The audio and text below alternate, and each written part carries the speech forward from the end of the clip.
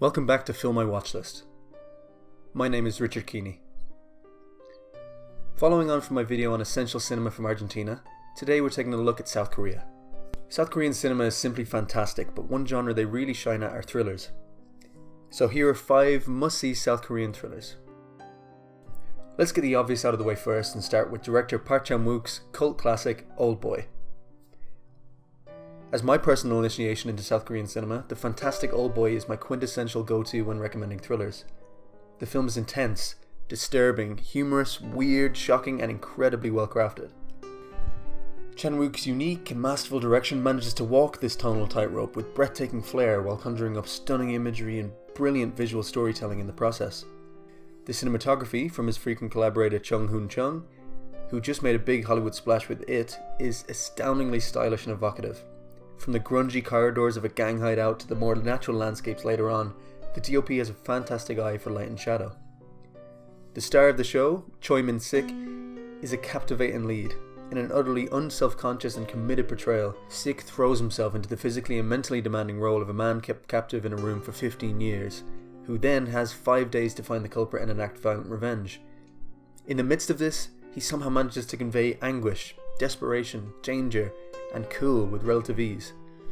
Oldboy is a classic of the genre. If you enjoy it, check out other Chan-wook films such as Lady Vengeance, Stoker, and The Handmaiden. Are you sick of zombie movies? You need to see Train to Busan. Like all great concepts, Train to Busan is brilliantly simple. What would happen to unwitting commuters during a zombie outbreak? Initiating with one infected passenger, the virus begins to spread throughout the train, but when relative safety requires passing through zombie-ridden carriages, the characters have no choice but to attempt to pass through. The literal forward momentum and inherent claustrophobia of the train concept ensures suspense and non-stop action throughout. There are a number of fantastic set pieces throughout the film in which director Yun Sang-ho makes the most of his setting and molds his revitalized take on zombie mythology to perfectly complement it. The characters are extremely well fleshed out. A divorced father accompanying his daughter to her mother's home in Busan, a young pregnant couple, a high school baseball team, and a no-nonsense businessman are all effectively fleshed out with flaws and humanistic empathy.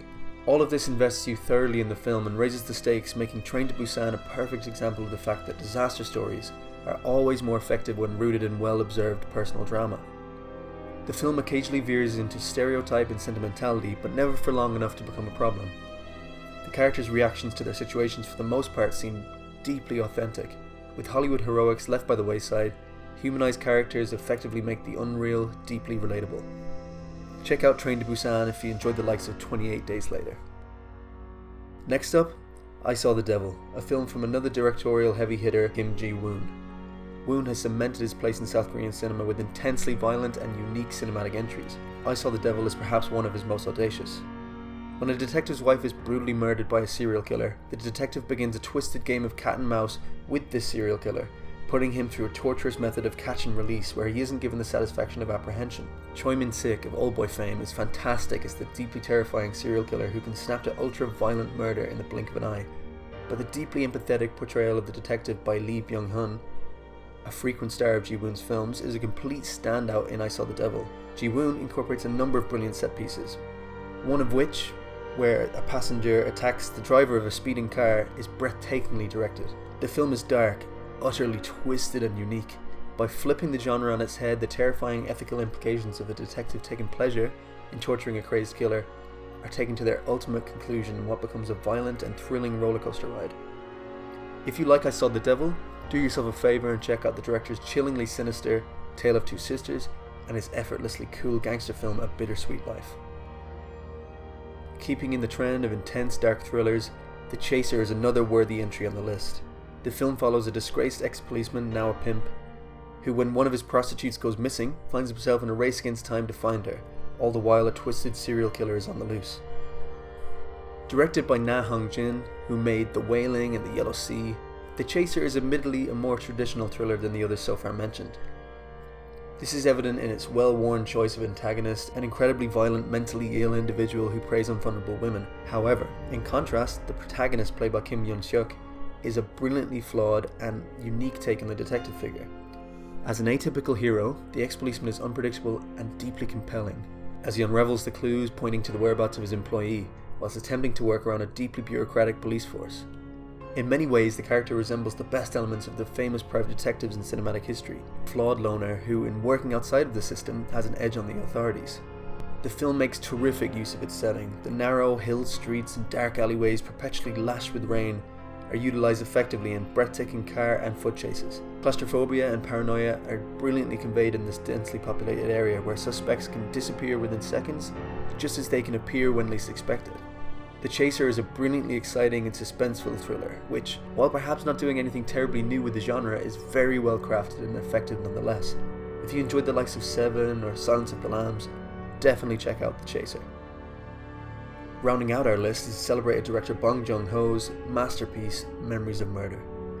Following the real-life investigation by 3 detectives who attempt to solve the rapes and murders of multiple young women in a small Korean province in 1986 by an unknown culprit, Memories of Murder takes a deep and thoughtful look at the evils of man and the difficulties of bringing about justice, even in the most high-profile of cases. The film's ensemble are terrifically well cast, with Song Kang-ho from The Host, Age of Shadows and Snowpiercer being a riveting lead. Whereas other films on this list are non-stop exercises in suspense and forward momentum, Memories of Murder takes its time in untangling a mysterious and compelling web of clues in its search for the suspect responsible for its crimes.